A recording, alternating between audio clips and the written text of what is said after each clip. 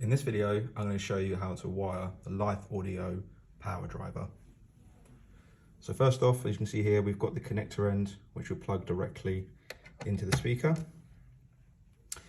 And then we have the other end, which will then be terminated with a cable, which can then either be done via the lighting circuit using a 3-amp fuse, or you can add a plug that can be plugged directly into a socket.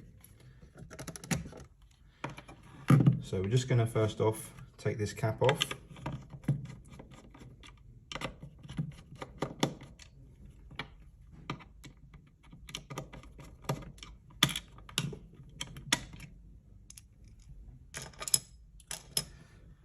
And then as you can see here, we have the terminal points for our live, neutral and earth. And these are really simple, so you purely just lift each one up. You would then take your cable,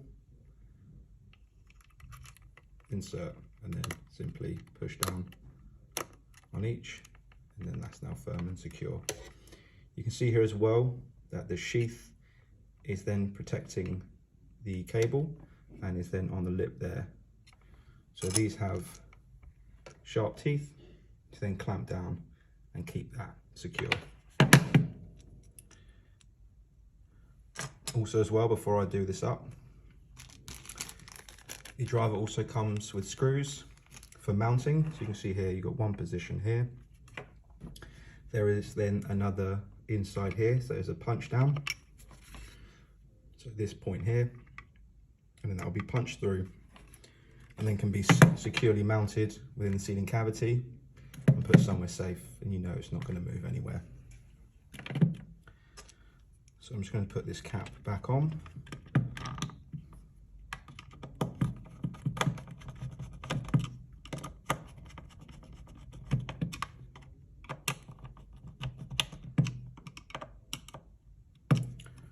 There we are. And as you can see, that's now firmly secure. That's now clamped down. That is nice and secure. And then no cables are exposed. On this one, as you can see, I have added a plug. So if you wanted to plug directly into a socket, you can. Or of course, that there wouldn't be a plug there. There will be cables that are then used to patch in via the lighting circuit using a 3-amp fuse. Now this is for UK installation, so this may differ in other countries. And that's how simple it is. So you have your plug here to the driver, that will then plug directly into the speaker. And that is how simple it is for the Lithe Audio Power Driver.